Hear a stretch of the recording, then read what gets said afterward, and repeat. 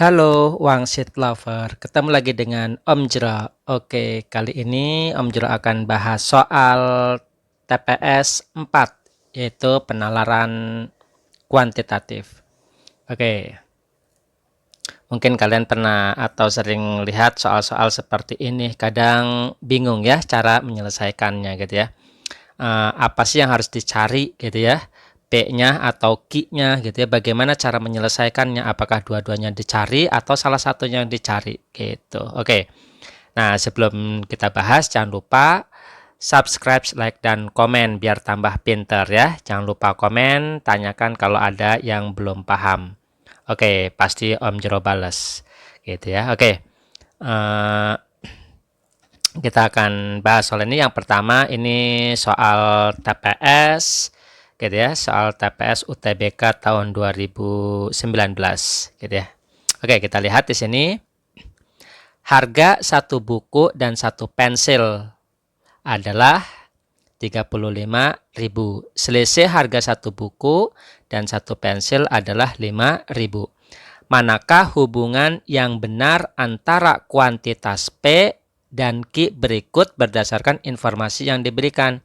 Oke, kadang kalian bingung kan? Hubungannya bagaimana gitu ya, gitu ya. Oke, yang dicari apa gitu. Nah, kita lihat yang dikotakin ini, fokus yang dikotakin gitu ya. Nah, ini fokus yang dikotakin. Kita lihat P-nya. P-nya bagaimana informasinya gitu ya.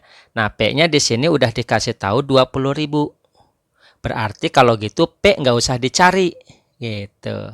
Karena di sini jawabannya ini kan P lebih besar dari Q, Q lebih besar dari P, P sama dengan Q, atau yang D, informasi yang diberikan tidak cukup untuk memutuskan salah satu dari tiga pilihan di atas. Jadi yang P nggak usah kita cari, yang kita cari adalah nilai Q, karena di sini nilai Q masih pertanyaan tuh. Jumlah uang minimal yang cukup untuk membeli salah satu dari buku atau pensil. Nah, ini kan belum jelas nih nominalnya berapa. Gitu. Jadi yang P nggak usah dicari. Nah, yang dicari adalah yang Q. Misalkan diperoleh berapa gitu.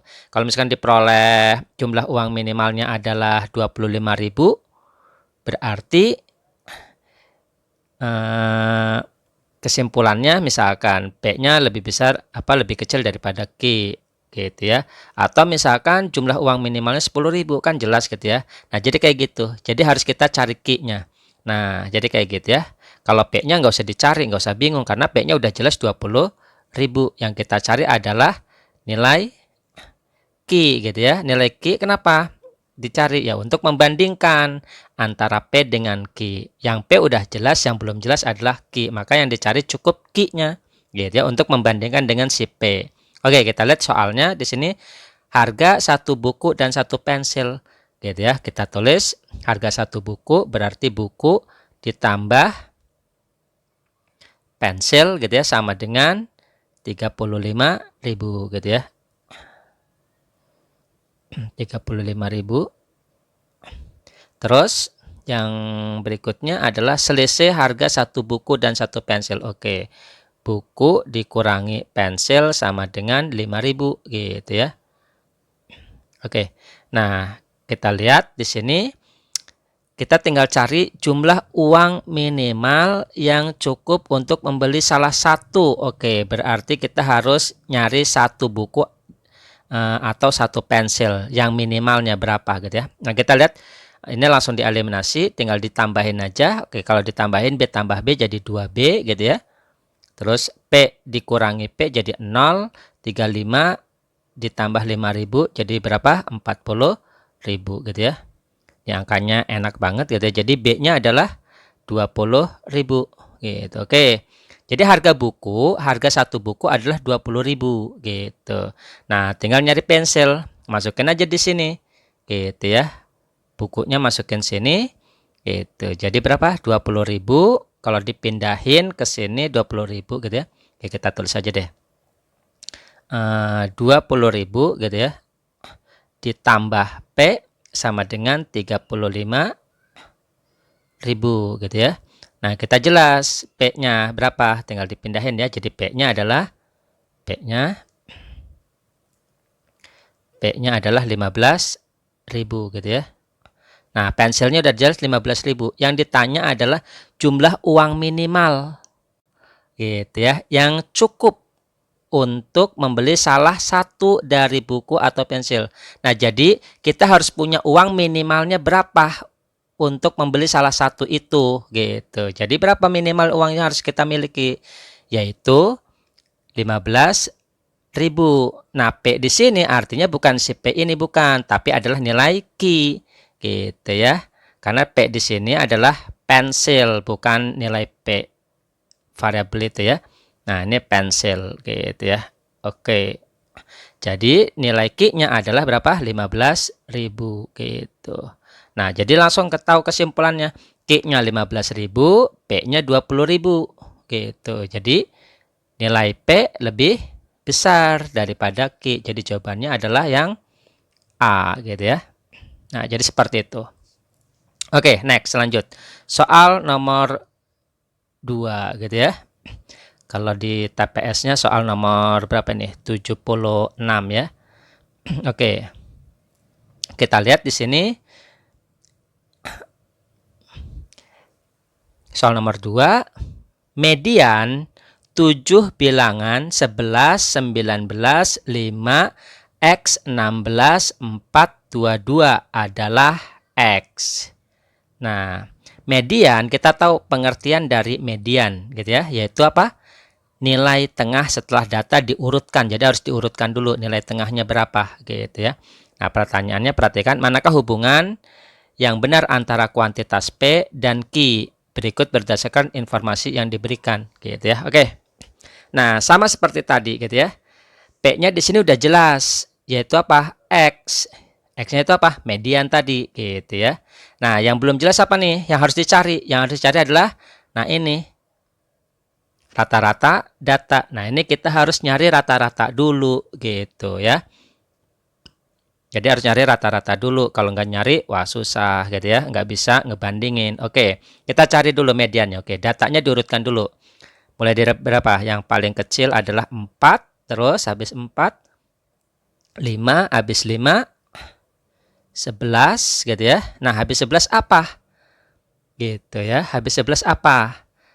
Apakah langsung 16 atau X? Kita lihat di sini mediannya adalah si X. Otomatis si X harus di tengah-tengah. Karena ini ada 7, berarti si X tengah-tengah gitu ya. Ini udah 3, otomatis setelah itu X. Karena setelah X ada 3 data lagi ya, yaitu 16, terus 19, sama 22 gitu ya. Nah, jadi seperti ini. X harus di tengah. Kenapa? Karena mediannya adalah X gitu. Oke, paham di sini? Nah, setelah itu kita cari Q-nya apa sih? Pertanyaannya rata-rata data. Ya, otomatis kita harus nyari rata-rata. Tahu kan nyari rata-rata rumusnya? Oke, kalau paham. Nah, jadi si Q-nya itu adalah rata-rata. Rata-rata jumlahin data semuanya. 4 tambah 5 gitu ya, tambah 11 tambah X gitu ya, tambah 16 tambah 19 tambah 22 gitu ya. Oke. Nah, ini tambah 22. Dibagi banyaknya data. Ada berapa? Ada 7. Nah, kita jumlahin gitu ya si Q-nya. Oke, 4 tambah 5 tambah 11. Berapa nih? Kalau dijumlahin 20 ya, gitu. Oke, kalau ini 16 tambah 19 tambah 22. Ini kalau dihitung 6 tambah 9, 15 tambah 6 tambah apa tambah 2 jadi 17 ya. Oke, jadi 57. Jadi totalnya adalah 20 tambah 57 berapa? 77 tambah X gitu ya. Per 7 gitu. Oke. Nah, Q-nya udah dapat yaitu 77 plus X per 7. Sedangkan P-nya adalah X. Gitu. Nah, kita lihat di sini. Apakah P-nya lebih besar daripada X, lebih besar daripada Q, atau Q-nya lebih besar daripada P, atau P-nya sama dengan Q gitu ya. Udah jelas yang C nggak mungkin gitu ya. Yang C nggak mungkin. Kenapa nggak mungkin? Gitu, karena P-nya kan X. Q-nya kan 77 plus X per 7. Jadi udah jelas nggak sama kan gitu ya.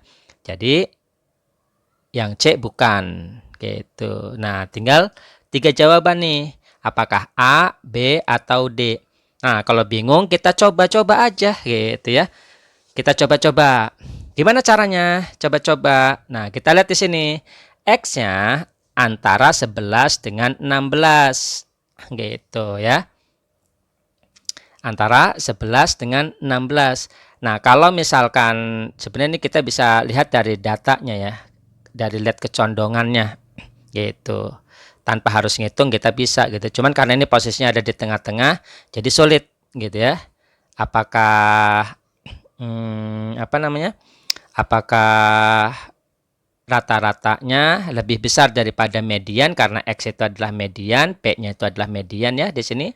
Gitu. Sedangkan Q-nya rata-rata, apakah median lebih besar daripada rata-rata atau rata-rata lebih besar daripada median gitu. Karena letaknya ada di tengah jadi sangat sulit gitu. Kalau letaknya nggak di tengah, itu kita bisa langsung tanpa ngitung mana yang lebih besar, median atau rata-rata gitu ya. Oke, itu konsepnya next lah, nanti kita akan bahas mengenai statistika ini ya. Nah, karena di tengah-tengah jadi sulit menentukannya apakah mediannya lebih besar atau lebih kecil daripada rata-rata gitu ya.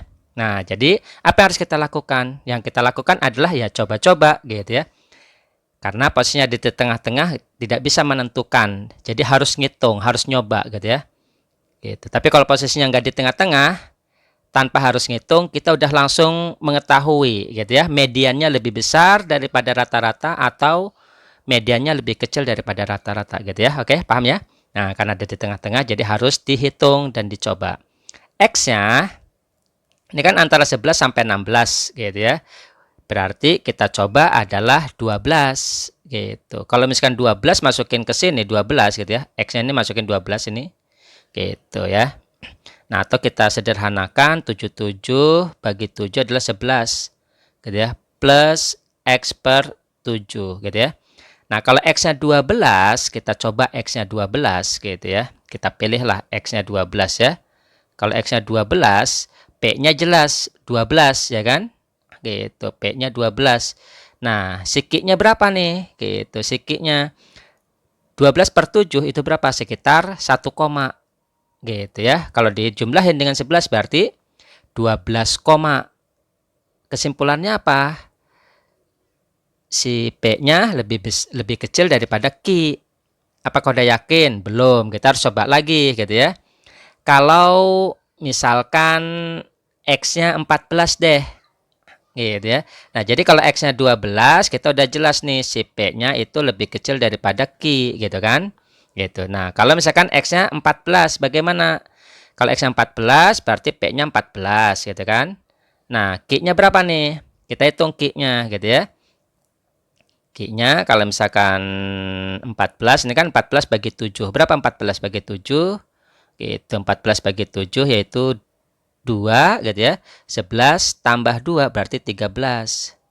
Oke, kesimpulannya si P-nya lebih besar daripada Q gitu ya. Oke, paham di sini? Gitu. Jadi ketika X-nya 12, P-nya kurang dari Q, ketika X-nya 14, P-nya lebih besar daripada Q. Gitu. Sehingga kita bisa simpulkan, informasi yang diberikan tidak cukup untuk memutuskan salah satu dari 3 pilihan di atas. Gitu ya. Jadi jawabannya adalah yang D. Karena belum tentu A, belum tentu B. Gitu ya. Tergantung si X-nya. Jadi belum cukup informasinya. Jadi jawabannya adalah dodol. Oke ya. Berikutnya gitu ya. Soal yang ketiga gitu ya. Oke, kita lihat di sini. X lebih besar daripada 2. Oke, ini udah dikasih tahu nih, X-nya lebih besar dari 2. Manakah hubungan yang benar antara kuantitas P dan Q berikut berdasarkan informasi yang diberikan gitu ya. Oke. Nah, kita lihat di sini Q-nya. Q-nya adalah 2 plus X. Gitu ya. Apakah perlu dihitung? Oke, kita lihat ini udah sederhana banget jadi nggak perlu diapa-apain. Gitu ya. Nah, yang diutak-atik apa? P gitu ya. Nah, si P ini harus diutak-atik gitu ya, harus disederhanakan. Yang Q nggak usah gitu ya. Oke, kita lihat di sini kalau kita sederhanakan. Jadi 1 min X pangkat 4 dibagi 1 min X kuadrat gitu ya. Nah, kita ingat nih rumus A kuadrat min B kuadrat gitu ya. Itu sama dengan A plus B gitu ya, kali A min B gitu. Ingat ini ya.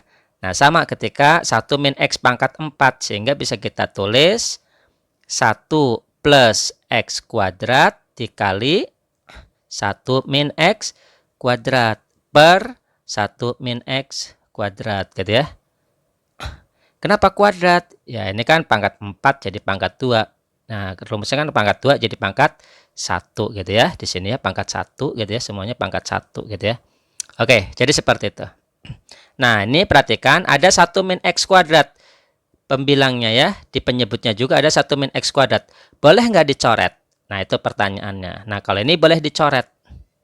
Kenapa boleh dicoret? Karena lihat di sini, X-nya lebih besar daripada 2. Otomatis 1 min X kuadrat ini tidak menyebabkan 0. Jadi boleh dicoret.